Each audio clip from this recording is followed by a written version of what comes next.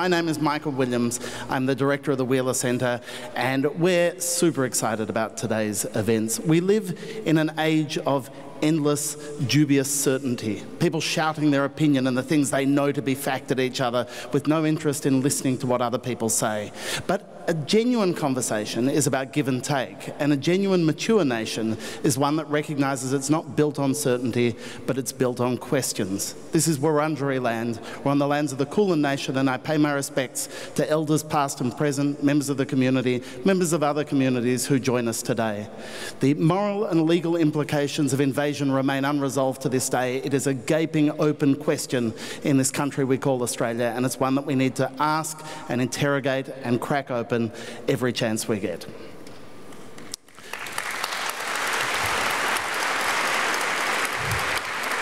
We have an extraordinary lineup today. The Wheeler Centre is always interested in ideas as well as books and writing.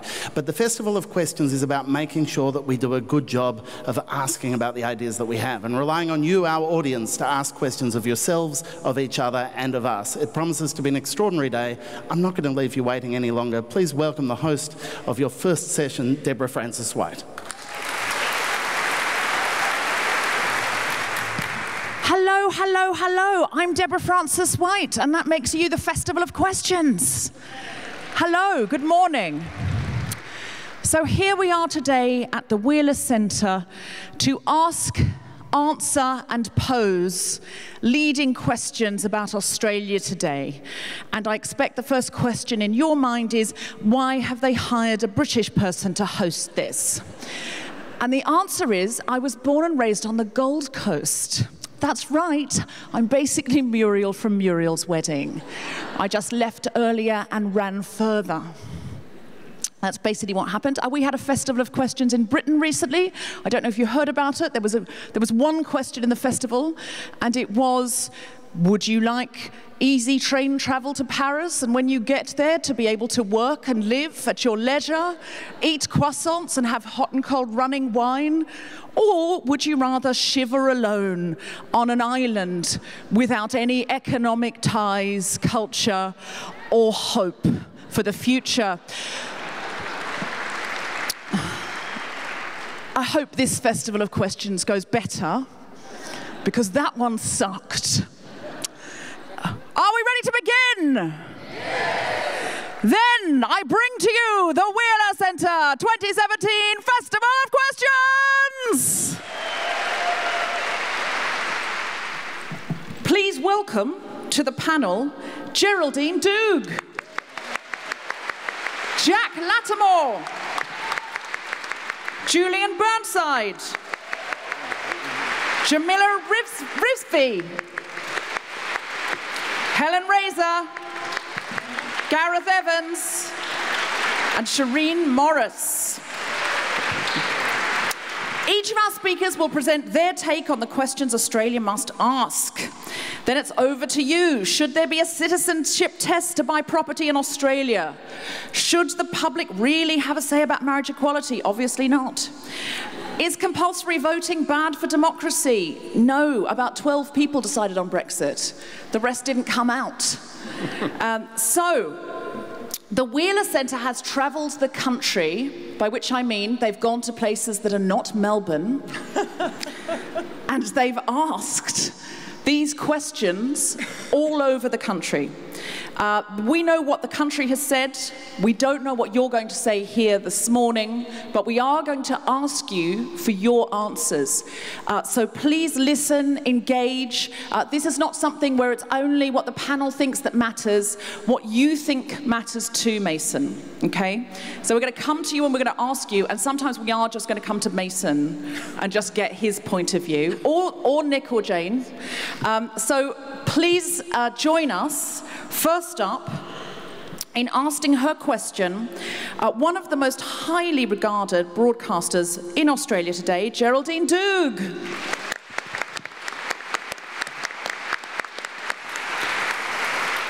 My question that I think Australia has to ask is, why are we so addicted to debt? Now, I think we've swallowed the propaganda that we're all latent entrepreneurs. If only we'd try harder. I think it's a false god, a significant false god that is distorting a healthy appetite for risk and reward, and it's having unintended consequences, like a focus on money that I think is becoming really quite ghastly, and an effective locking out of upcoming generations to places they can call secure and home. And I think it's changing the Australian character. Now that's my essential case, and be assured I won't bombard you with full statistics and headlines, but I do need to quote a few as a backdrop to furthering my interest, which is really what is going on inside us as we make these decisions, these frenzy debt-seeking decisions. So this was the Australian's reporting of Friday's Reserve Bank statement, revealing deep concerns about the property market, warning interest-only borrowers are vulnerable to payment shock, and that many households may be forced to dump their homes onto the market because they're continuing to borrow faster than their wages are rising. The bank's financial stability review worried overtly about the number of investors who own multiple properties, with those owning 5 properties, growing 7.5% in a single year. UBS, the merchant bank, very recently brought out an explosive report concluding that 1/3 of borrowers with so-called interest-only loans don't even realise they're not paying back the principal, the main body of the loan, or have the first clue that after usually 5 years, repayments jump by 50%. That's in the normal contract, when the principal does kick in. In other words, as the report said, homeowners were unaware they could be headed for a financial cliff. Poor financial literacy among Australians was blamed. Craig Emerson backed this up. He used to advise Bob Hawke on economics. He's now at Victoria University's College of Business. He calls it a house of cards in our midst. An American called Benjamin Graham, a sort of Wall Street sage, wrote a classic called The Intelligent Investor back in 1949, and he distilled what he called his secret of sound investing into 3 words: margin of safety. I want you to remember those words. Now, I'm not out to terrify or depress us all. I'm just fascinated by how we've come to this state, because it's not what I grew up with. What are we doing, in South Perth I might add, what are we doing when we're borrowing really? Because that's what I try to wrestle with as I look at these figures coming across my desk. Now, I've been a borrower all my life, as a matter of fact. I wouldn't say that Prudence and me sit happily side by side. I love spending. I've borrowed, I've negatively geared. I sold one for my first husband, I sold one for a profit, not a great one, but a reasonable profit, and I came out just square the second time and breathed a huge sigh of relief. Do you remember that striking phrase of Rupert Murdoch's from the 80s? And the 90s, actually, as I recall? If you owe the bank $1,000, it's your worry. If you owe them $1 million, it's the bank's worry. Now, only mugs, he virtually said, didn't borrow. That was the mantra. And I came to believe that it was our equivalent of the American log cabin to presidency mantra. The smart, canny Aussie used other people's money, he said, to box way above his or her weight range. Then they cashed in, and they didn't just laugh all the way to the bank. They were virtuous too, because they'd risked. They'd risked and they'd been rewarded. They'd stepped outside their comfort zone and they'd created. And this, I think, came to be seen as the gold star territory. That you weren't just a wage slave, you weren't just saving. How pathetic. In Manning Clark's great dichotomy of Australians, classifying us into enlargers or straighteners, borrowers were enlargers, I think. Not that he said this, I've got to say. I'm saying that I think it's an implication that enlargers were the way to go. And I do like gameness in people. I like people who are not stuck fast in prearranged fatalistic categories of life. As Bishop Polding, the first Catholic Archbishop in Sydney, eloquently put it, Australia is in a process of becoming.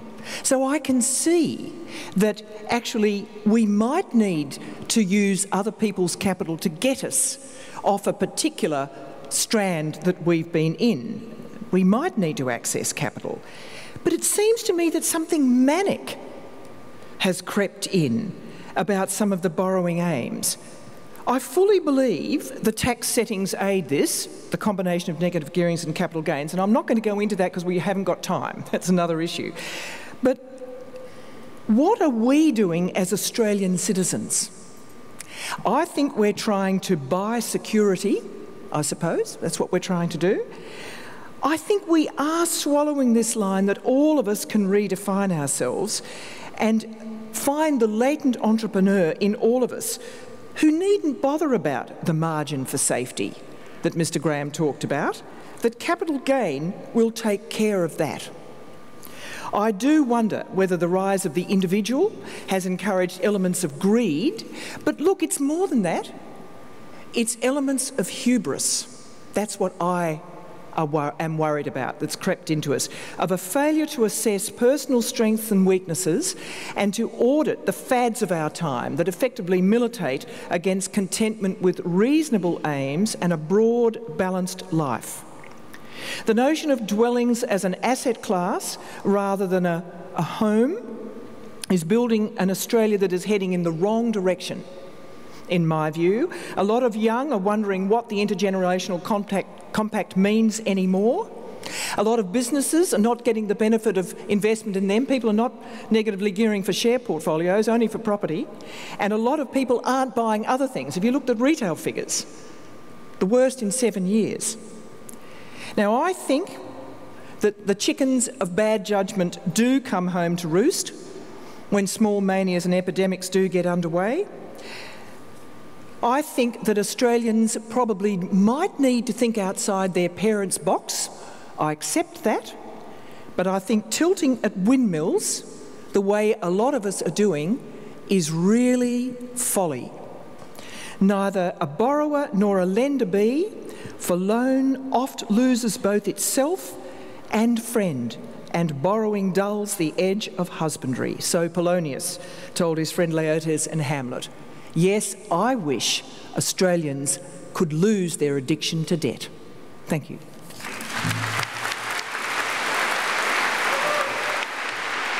I have got a question for you. It is about diversity in the news media.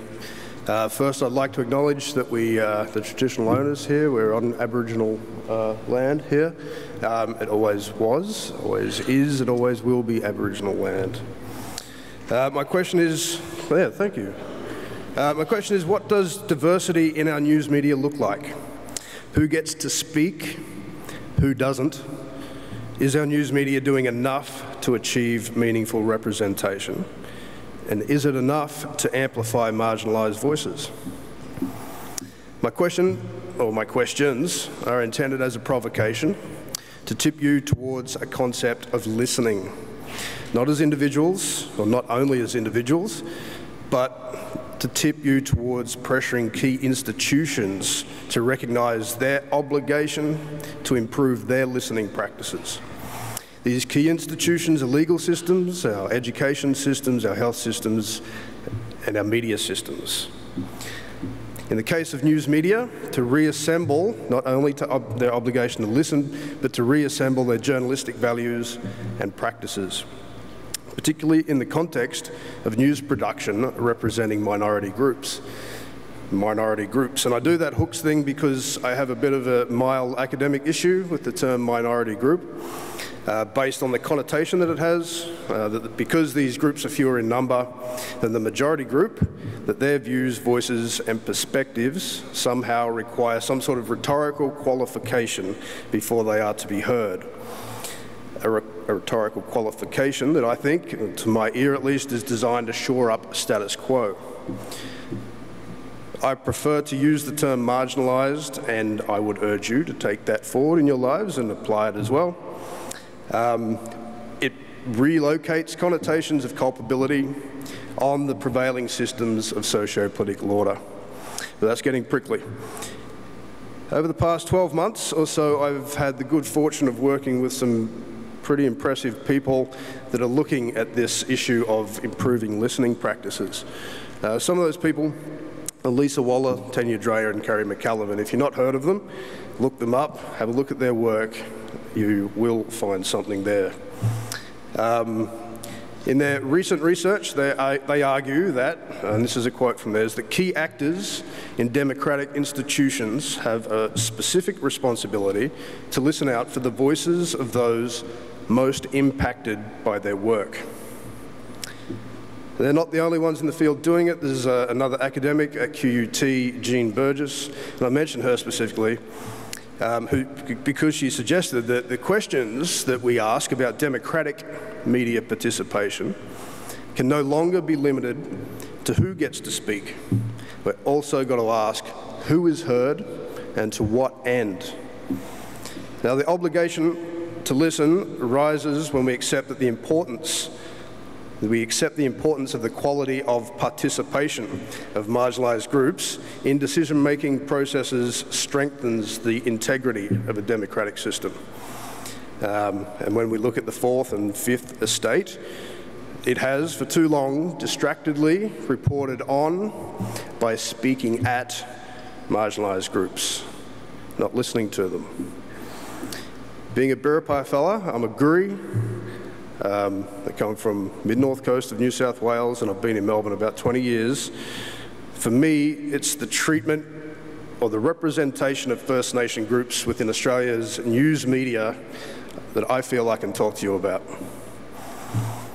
I also think that the field of the news media and Indigenous reporting provides a pretty useful prism for reconsidering and reconceptualising the representation of other marginalised groups on our screens or our audio devices or in our various forms of print.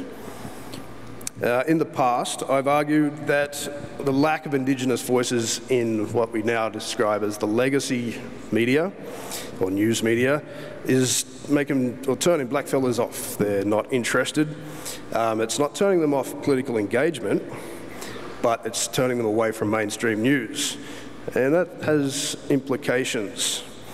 I'm not alone in that observation. There's a whole host, again, of academics looking at the uptake of new innovative communication technologies by Aboriginal people.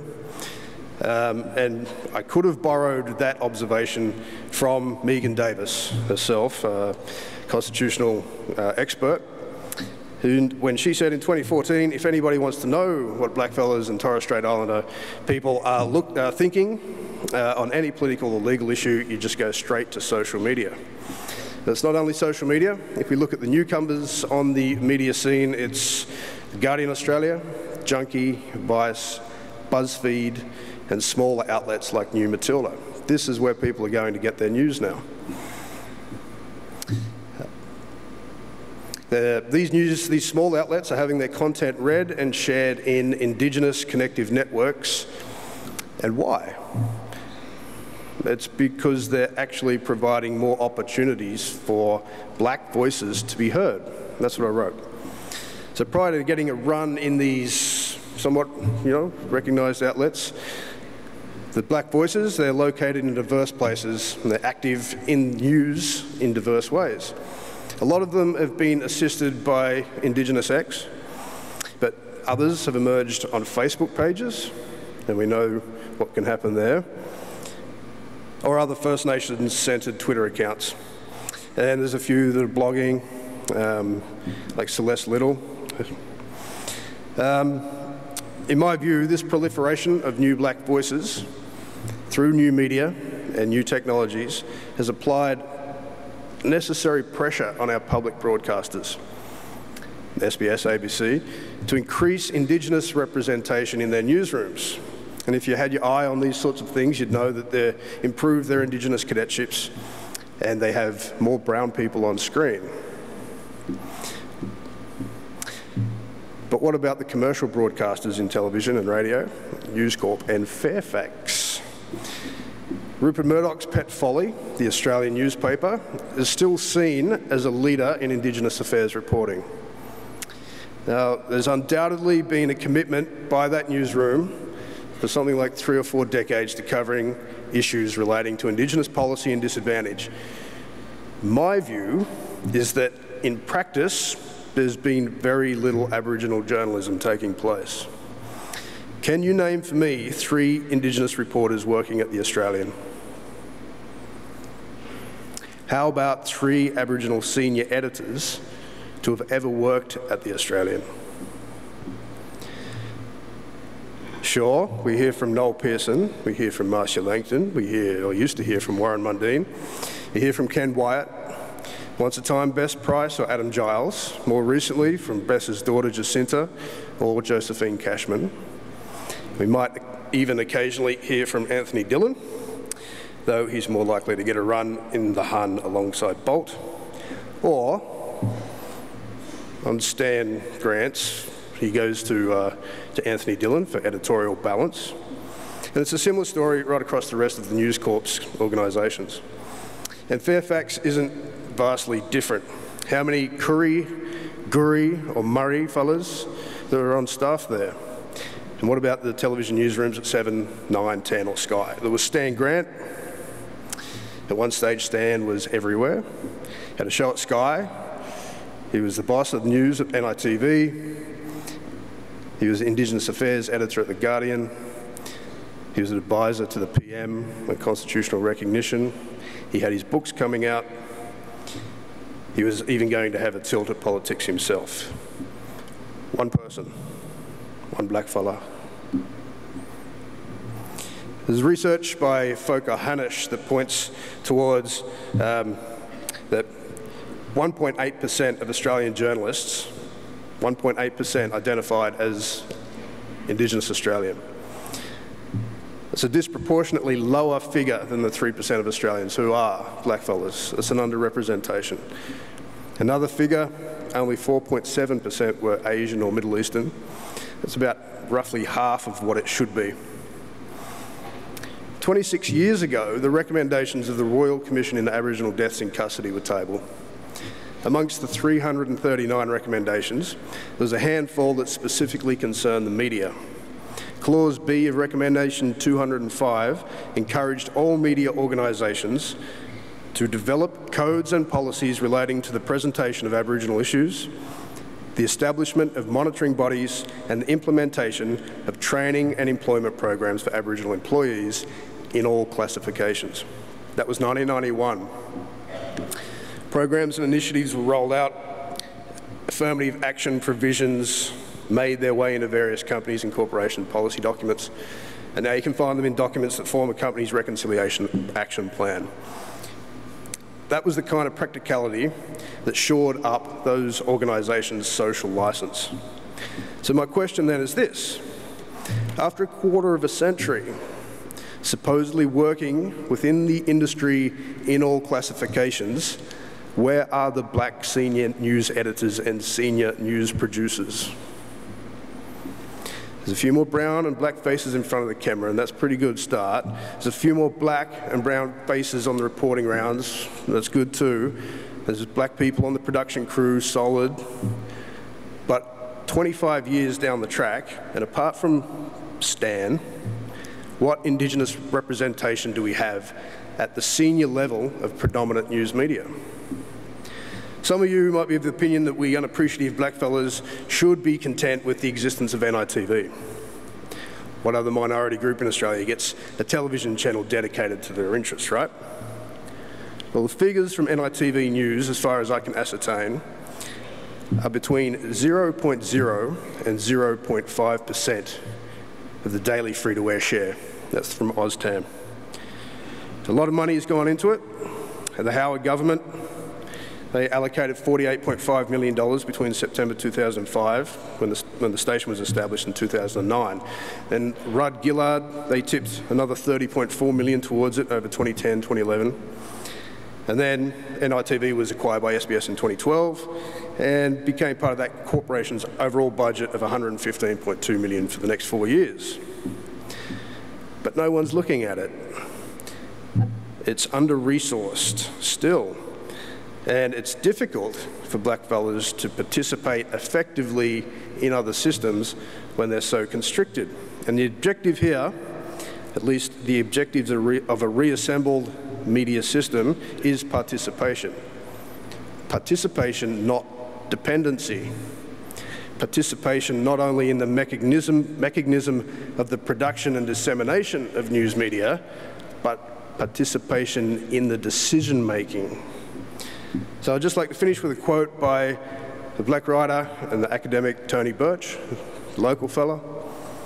He said, Australia would prefer that Indigenous people remain in a place of reliance, regardless of any current rhetoric that supports a move from welfare dependency to mutual obligation. Thank you.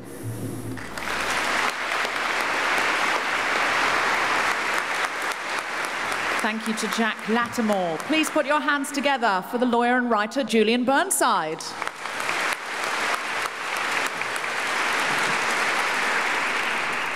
My question for you is this: is democracy still working? I think the answer is no. Donald Trump is the President of the United States of America. Malcolm Turnbull is the Prime Minister of Australia, and the possible replacement for him is Bill Shorten. This is what democracy has thrown up. Whatever happened to the idea of leadership? Donald Trump was democratically elected. Even putting aside the complexities of the electoral college system, he was elected by the people of America according to their democratic standards. Since his election, he's been an embarrassing failure. He has long been a denier of the science of climate change. As a candidate, he vowed to get rid of the EPA in America. His first budget reduced the EPA's budget by 30%. He once tweeted, "The concept of global warming was invented by and for the Chinese in order to make US manufacturing non-competitive." Meanwhile, in the real world, the last 10 weeks have seen 10 tropical storms become hurricanes. The conversion of a tropical storm to a hurricane is a function of sea temperatures, and we know that the ocean temperatures are rising as a function of climate change. In the last couple of months, Texas, Florida, a number of Caribbean islands, including, of course, Puerto Rico, have suffered immense damage because of hurricanes, and Donald Trump seems willing to turn his back on it all or deny it. He's the man who has identified the notion of alternative facts. Now, Malcolm Turnbull is a very intelligent man and a likeable person. When he replaced Tony Abbott as Prime Minister, how on earth did Tony Abbott ever get there? Most Australians breathed a sigh of relief. If he'd had the political nous to go to the electorate quickly, he would have come back with a very large majority and might have been able to hose out the hard right from his party. Instead, he dithered it until his political instincts were shown to be missing in action, and now he's a hostage to the hard right. Tony Abbott snipes at him from the backbench, and Pauline Hanson calls the shots in the Senate.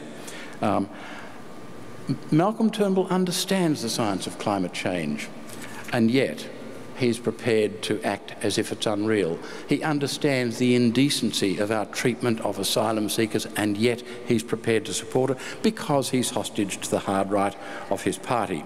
The big change in the way democracies worked happened about 20 or 30 years ago when the science and technology of opinion polling became more sophisticated and more reliable, and now it is possible to get an accurate sounder of what the public think fairly easily and fairly cheaply. It doesn't have to cost $122 million, by the way.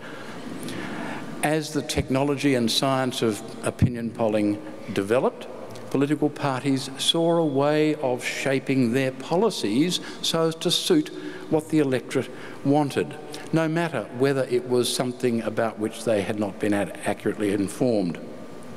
It's an interesting irony that this technology could have been used to find out what the public actually think about marriage equality, something which they are finding out. I think, what is it drives them to want to know what we think about marriage equality? They're going to have a conscience vote. Are we going to change their conscience by expressing our views? They're leaving plenty of room for the hard right to vote against marriage equality. Now, in recent years, notoriously, our government in this country has been brutalising asylum seekers in ways that would appall most Australians if only they were allowed to know the facts. And it cost us a fortune. It costs Australian taxpayers, all of us, about $560,000 per refugee per year to keep them in hellish conditions in Manus Island and in Nauru. And for us, finding out what is going on is very difficult because, for example, for a journalist to get to Nauru, they need a Nauruan visa. And Nauru, by the way, is very small. It's 2 square kilometres smaller than Tullamarine Airport. Applying for a journalist's visa to go to Nauru costs $8,000. It's not refundable if the visa is refused, and you're not likely to get a visa unless your ideology happens to line up with the Australian government's ideology.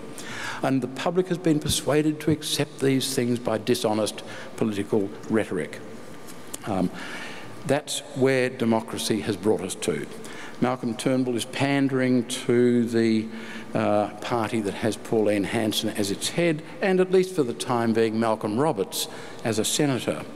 And what better can we hope for? Bill Shorten. Well, he's a nice guy personally, and he's intelligent and thoughtful, but he leads a party which reintroduced the Pacific solution and made its operation even more vicious than John Howard and Philip Ruddock had managed.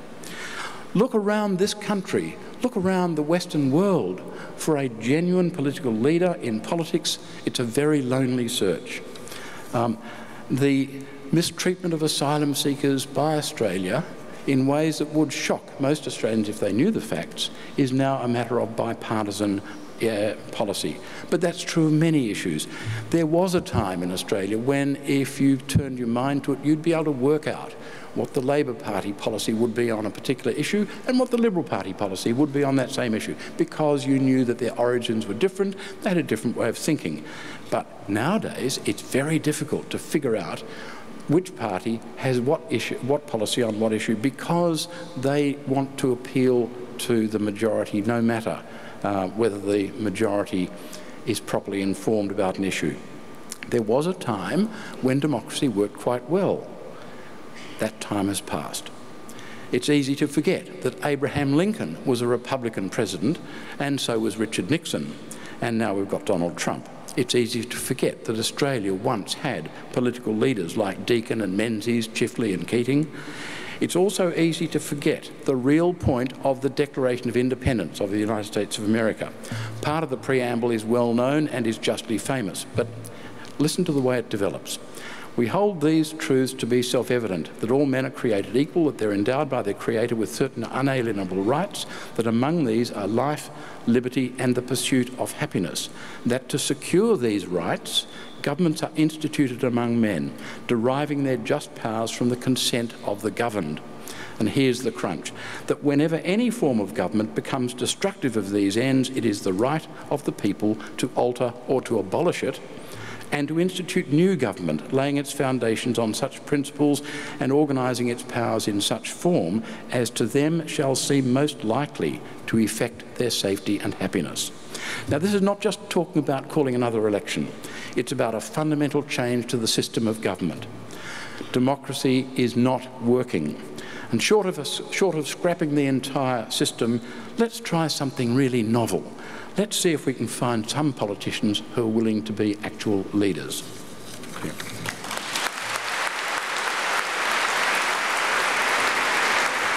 Julian Burnside, thank you very much. And now, a big festival of questions welcome for writer and broadcaster Jamila Rizvi.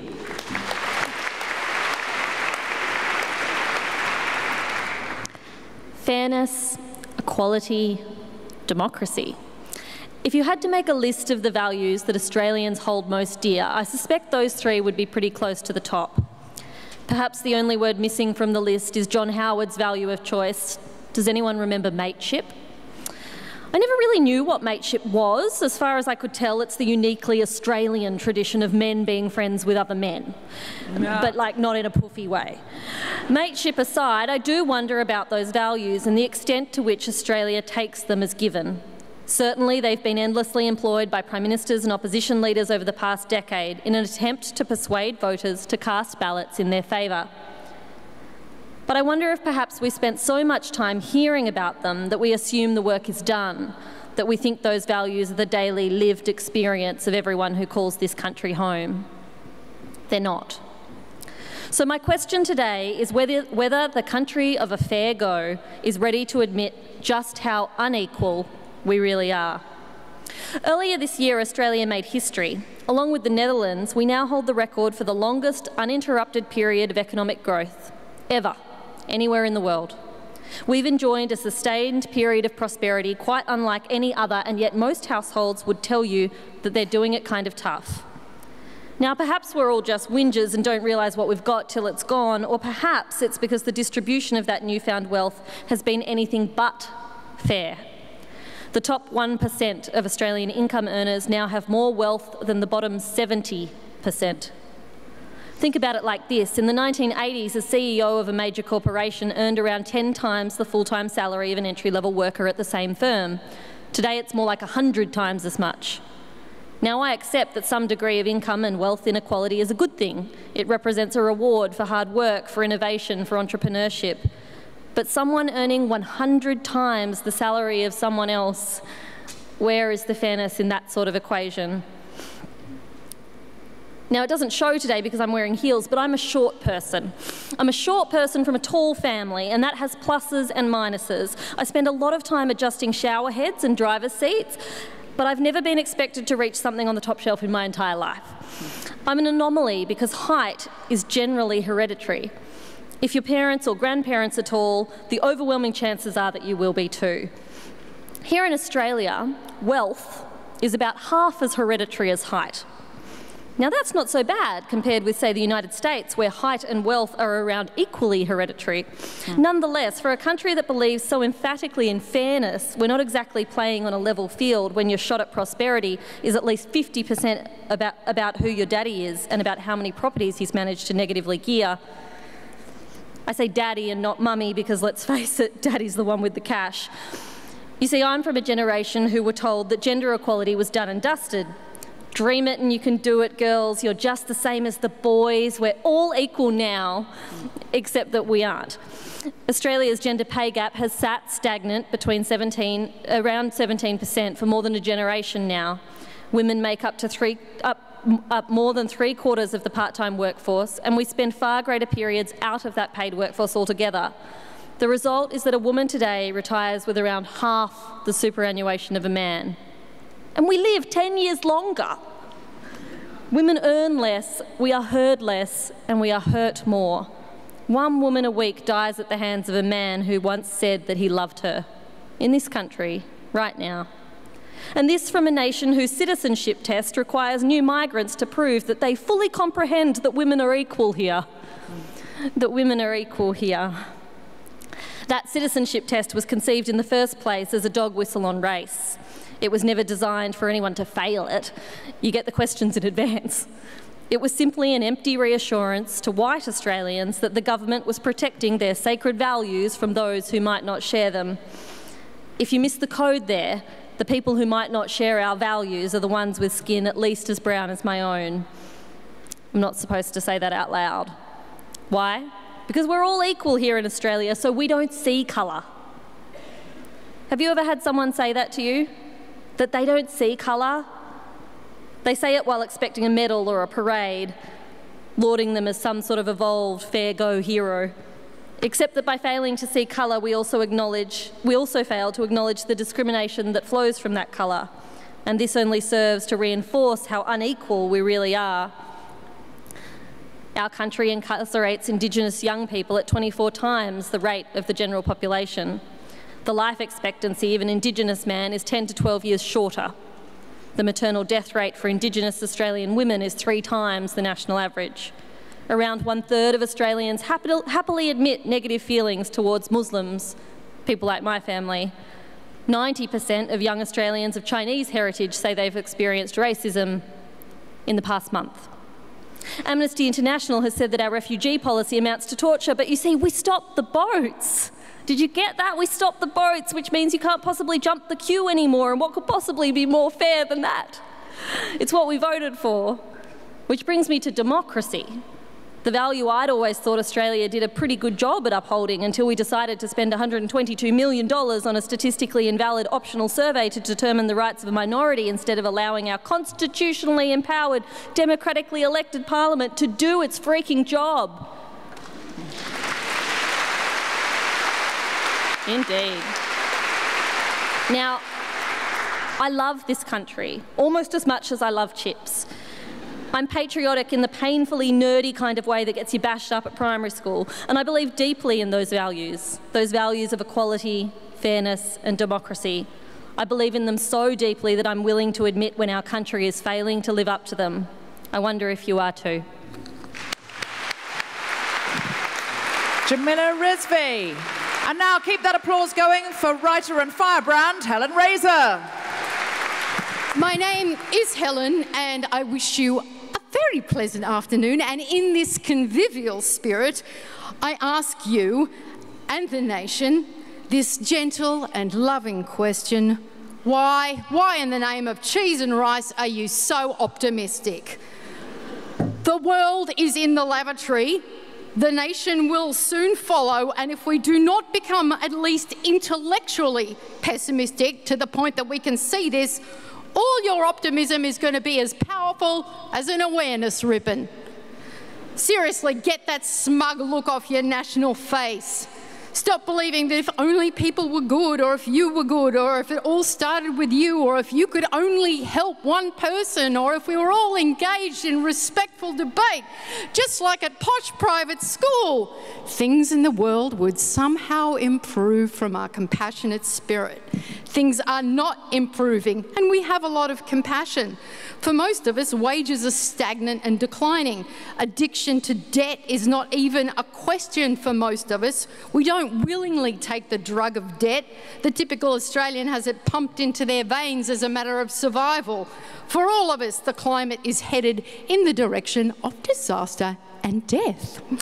Finance is now as global and as dangerous as the fact and the effects of climate change.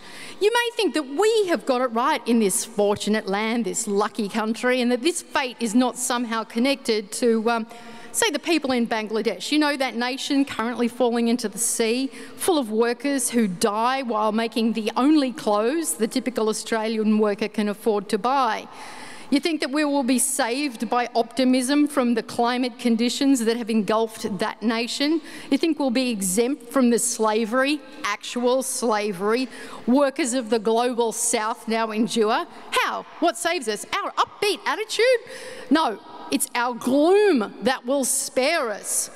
Look at the gloom right here. Don't look at the cheery GDP reports of growth that reflect the life that a diminishing number of people now live. The only growth in business I see in my suburb is in payday loans. In Uber, where people work for $20K a year while the company they work for, or not really because it's sharing, is valued at $70 million. A company strangely exempt from paying very much tax to our nation at all. I see supermarket checkout robots that ask me, would you like to pay over 2 credit cards? Would you like to go into deeper debt? Oh, yes, please. Look at the gloom, comrades. Look at the gloom. Look at the gloom of others and don't trust that hope in yourself.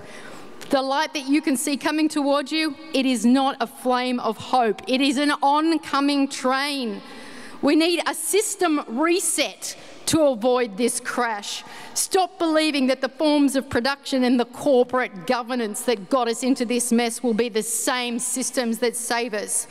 You don't want a Donald Trump? Sure, neither do I. Well, don't maintain your faith in the consensus politicians who built this oncoming hell Trump train. We need a new set of rails, comrades, because we're bloody going off these ones.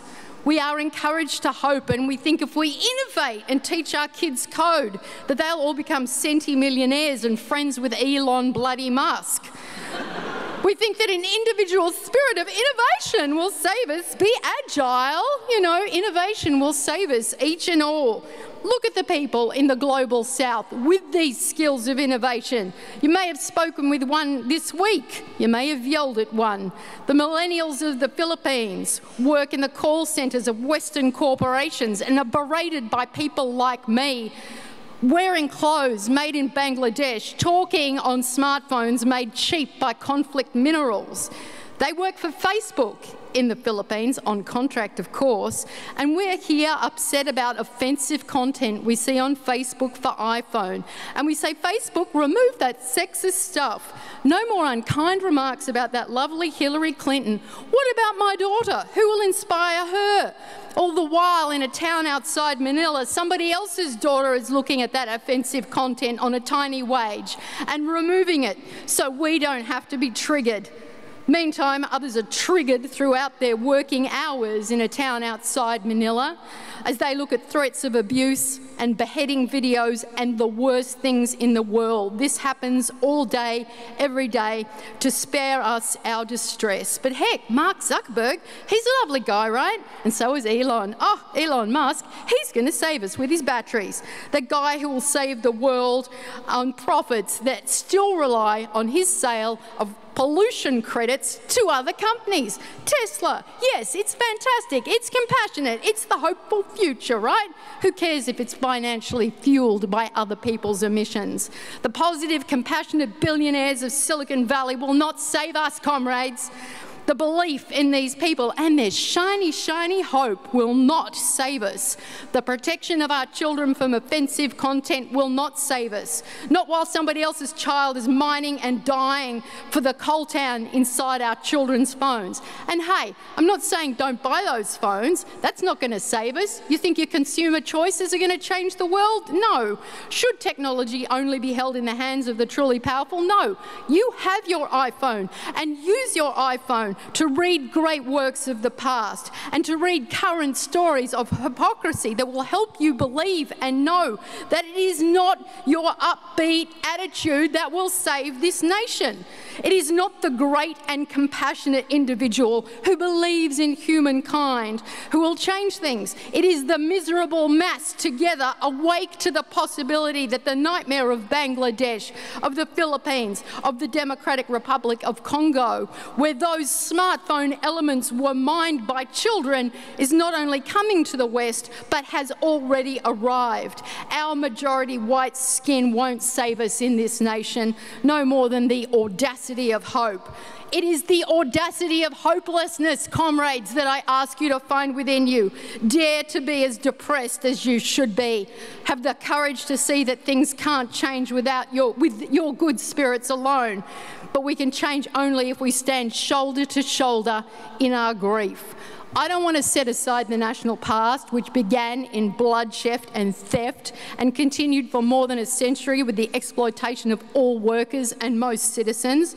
But I don't want us to think only that things were bad in the past. Things are bad right now, comrades. Why are you so optimistic? Get that smile off your face. Your one chance of true hope is to embrace the truth that things are not getting better. Helen Razer. And now, having to follow that somehow, former Cabinet Minister and author Gareth Evans. An author whose just published book, which I'd be delighted to sign for you outside, happens to be called Incorrigible Optimist, a political memoir. Now, there are some things about which I'm a little less optimistic than others, and one of them is the topic of the question that I want to address to you. Now, we all know that politicians as a class have always ranked in popular affection somewhere between used car salesmen and child molesters. But like Julian Burnside, I see more outright disaffection now with the whole business of politics than I can ever previously remember. So my question is, how can we improve the quality of Australian politics and political leadership? Just as there's been a manifest deterioration in the quality of global political leadership with Brexit, a way station in that direction, and the election of President Donald Trump obviously now at the bottom of the trough, so too has there been obviously a decline in the quality of Australian politics and policy making over the last decade, with prime ministers changing with pantomime frequency, the major parties losing ground to fringe dwellers, decision-making on important social and economic issues, not least energy policy, paralysed, and sloganeering too often taking the place of serious policy substance. That said, there are some three-word slogans for which I retain an inordinate affection. Most of all, that one from a couple of elections ago, you may remember, Abbott's Australia, meaner, dumber, hotter. But restoring effectively functioning Western liberal democracy in Australia as elsewhere is going to require new listening, new thinking, and new acting by our political leaders. As to new listening, governments, as much as they might like to, are never obviously going to be able to implement Bertolt Brecht's suggestion that they dissolve the people and elect another. Under those circumstances, the rational choice is not the sensible course, would appear to be not to blame the people, but to listen, to understand why they are reacting as they are. And that means listening, not lecturing. Not many leaders in our recent Australian past have had that instinctive ability to connect. John Howard, for reasons I've never quite been able to understand, did seem able to manage that across a pretty broad social spectrum. But Bob Hawke was probably the last to be able to do that across the whole Australian community. New thinking means new policy approaches to issues that really are resonating with the disaffected. Above all, being seen to seriously address the very serious and central concern about people being left behind. The Hawke-Keating government was able to achieve a massively necessary and long overdue set of economic efficiencies by having at the same time a highly compassionate and compensatory social wage approach, about which I'll say another word before I finish. But these approaches are manifestly much harder now to implement. Maybe we have to start thinking again about much more radical approaches like universal basic income. Whatever the answers prove to be, it's absolutely critical that our political leaders visibly start looking for them and not just peddling the same old remedies or looking for the same old scapegoats. New acting means, above all else, bringing a new style to the business of politics, which I'd summarise by saying, have the courage to cooperate. For parties in government, that means less focus on point scoring, more on finding common ground, supporting summits, consensus-building conferences of the kind that Bob Hawke made an art form. For parties in opposition, it means, I think, generally allowing governments to govern, opposing outright only those particular measures which are absolutely and fundamentally opposed, at odds to your own party's policy or ideology. Chalking up a relentless and indefensible record of negativity does come back to haunt you when you return to power with a legitimate program of your own to get through. The successful political leaders that I've known have all possessed certain qualities, or at least the capacity to persuade others that they had those qualities, bearing in mind that, as Groucho Marx once said, and it could equally well have been Tony Blair, that the secret of success is sincerity. If you can fake that, you've got it made. Apart from the very obvious required quality of a degree of self-belief that defies normal human inhibition, there are some other serious qualities. Intellectual ability, demonstrably high-order judgment, communication skills, and the quality of empathy which more than anything else enables one to connect with and persuade others. Unimpeachable personal integrity, a clear sense of strategic direction, and highly desirably as well, a work ethic and associated physical stamina well above the prevailing norm. To hold down political leadership for any length of time requires all of those abilities. If you lack any one or more of them, your colleagues or the electorate will sooner or later find you out. That's a pretty formidable list of requirements, but being, unlike Helen, the incorrigible optimist I am, I don't believe they're in impossibly short supply in current Australian politics. Voters have shown over and over again, here as elsewhere, that they will respond positively to an attractive storyteller telling an attractive story. Whether we have in place now in the two major Australian parties, storytellers with the right skill sets, is something on which views are obviously going to differ. Malcolm Turnbull's problem may well be that the electorate now knows him too well. Bill Shorten's that the electorate doesn't know him well enough. What gives me particular confidence about my own side of politics, may I say in parenthesis, is that I see a front bench, top 15 or 20 people in opposition, which is as strong as any that I can ever remember, and certainly just as good as back in the golden days, allegedly, of the Hawke-Keating government. What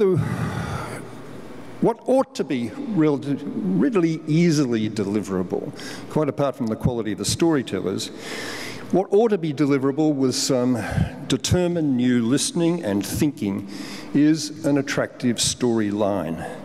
On the evidence of the past, and on the evidence of recent developments in Europe as well, I suspect that the storyline most likely to be found attractive, and that will, if embraced, restore some real quality to our national policy making, is some contemporary variation of that third way approach, so-called, that the Hawke-Keating governments did make their own. Namely, still very disciplined, tough-minded, competitiveness-oriented, productivity-oriented economic policy, but accompanied by very warm, very moist, highly compensatory, highly compassionate social policy, and also accompanied by liberal internationalist foreign policy.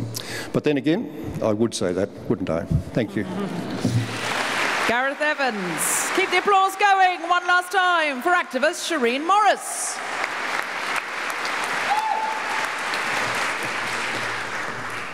Is a treaty more important than constitutional recognition of Indigenous peoples? That's a question that the Wheeler Centre has been posing to Australians all around the country, and I wanted to tackle it head on because I think it's really important. So I'm not Indigenous Australian. I was born in Melbourne, but I don't subscribe to Andrew Bolt's superficial definition of indigeneity as meaning simply being born in a place. I'm descended from those who came thousands of years after via India and Fiji, but I'm Australian. I don't have any dual citizenship that I know of. And I'm also a constitutional lawyer who's been working in this field for the last 7 or so years. I want to argue that trying to rank the importance of a treaty against constitutional recognition is totally the wrong question to be asking. The question sets up a false dichotomy. For a long time in this debate, the last few years, you are either in the treaty camp or you are in the constitutional recognition camp, or you at least ranked one as being more important than the other. And these two camps really have divided the opinions of Australians of goodwill. And the problem is, unfortunately, that when Australians of goodwill are divided on the way forward, it lets politicians off the hook too easily. Now, the reality is that constitutional reform and a treaty are complementary goals. Think about what they are both trying to achieve. Both are about power. Both constitutional reform and a treaty are about reforming an unfair power relationship, the relationship between the First Nations of Australia and the colonising state, the Australian government. So the Constitution is Australia's highest legal and political rule book, whether we like it or not. It's the document that distributes power across the Commonwealth. It shares power out between the constituent parts of our federation. And the problem is, the Constitution creates for the First Nations a position of perpetual powerlessness. It gives Parliament the power to make laws and policies about Indigenous people, and we all know that those laws and policies in the past have often been discriminatory, but it doesn't guarantee that those laws will be fair, and it doesn't guarantee Indigenous people even a say in those laws, for we know they were also excluded from voting in the past. We have no Bill of Rights like most other Western countries. We have no special Indigenous representation like in New Zealand and Scandinavia. The Constitution gives the government all the power and it gives Indigenous people none of it. That's the reality. And that's the problem that constitutional recognition seeks to fix. It's not a problem that can be solved with flowery words or a nice new symbolic preamble that does nothing. It can only be resolved with substantive constitutional reform, which is what Indigenous people have been asking for. So constitutional recognition is all about power. What's the purpose of a treaty then? Well, a treaty or treaties have the same fundamental goal. Treaties too are about empowering the First Nations, about creating fairer relationships. Treaties too, if they are any good, would contain clauses and reforms that share power and enable First Nations empowerment. So this perceived contradiction between constitutional recognition and a treaty is, I would argue, largely superficial and false. It's more about the name, the word, than the actual substance of the reform. And the dichotomy dissolves once you think seriously about the objective of the reforms. Both are about power, both are about First Nations empowerment. Now, the Uluru Statement from the Heart was achieved in May this year, and in my view, that statement has exploded the false dichotomy once and for all. The Uluru Statement was really the first time that Indigenous delegates from all around the country got together to try to form a majority consensus position on the reforms they want. And in doing so, they rose above personal and political differences and regional rivalries to try to find their common ground. Now, of course, there were dissenters. No group can reach agreement without sorting out the disagreement. Dissent is a necessary part of finding a majority consensus, and I don't know why people always assume that a minority group should somehow magically all agree with each other. But the fact is, the majority of delegates at Uluru got organised to form their position, and given the immense diversity of Indigenous Australia, that in itself deserves our respect. What did the Uluru Statement say? It said, we want both. Indigenous Australians, through the Uluru Statement, said we want meaningful, substantive constitutional recognition, not mere symbolism.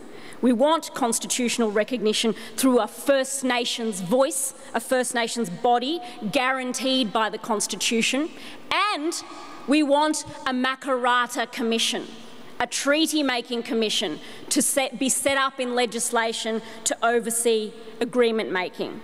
So the Uluru Statement shows decisively that these two goals are not mutually exclusive. One is not more important than the other. They are complementary goals. Indeed, think about it. The one supports the other. The one may even be necessary for the other, because the First Nations, logically speaking, will need a representative structure. There will need to be a representative institution or body in order for the First Nations to negotiate with government and sign off on any treaty. Having representation is a necessary first step. Having a body is a necessary first step. Now, when I observed some of the early treaty discussions in Melbourne, the delegates saw this. They immediately started talking about the necessity of a representative structure, and from what I understand, that is what's currently happening. The First Nations of Victoria are currently trying to design a First Nations representative body so that that body can pursue treaty negotiations in the future. Exactly the same thing is true at the national level. Then, once you establish you need a body, people are very quick to say, oh, well, just legislate the body. Why do you need to tinker with the Constitution? Changing the Constitution is so hard. Just set it up in legislation.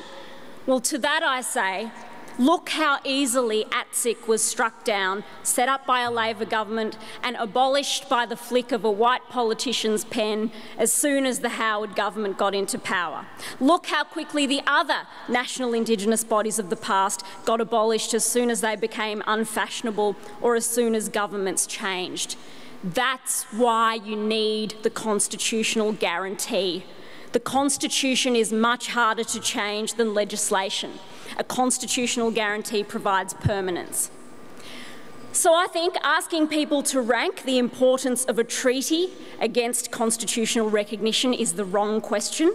Both goals are important. They're not mutually exclusive. Indeed, one's necessary for the other.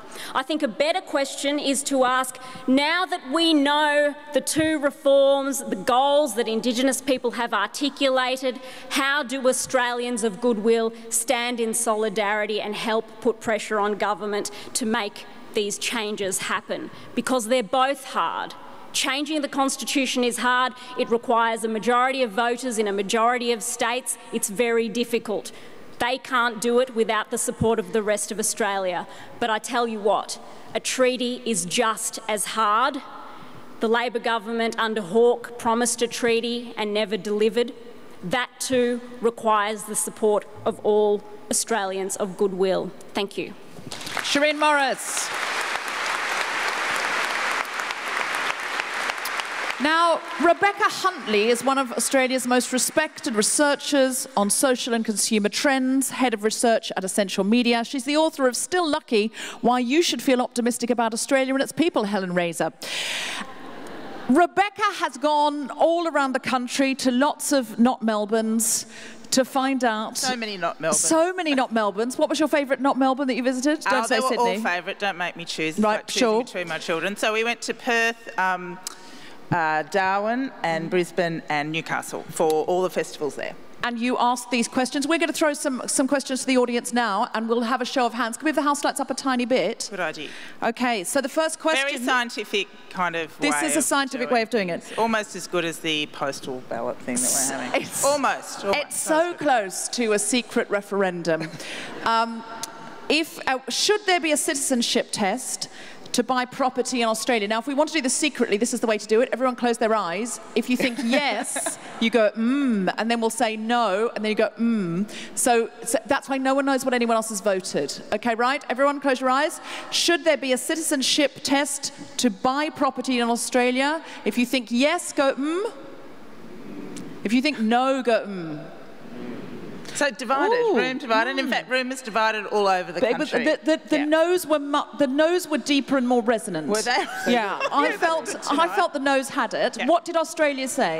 Divided across the nation. But I mean, interesting, the question came out of a lot of the research I've done the last 10 years where people are talking about how do we deal with the whole issue of, who can afford to live in their own home and the whole issue of housing security as well as... I mean, nearly nobody now.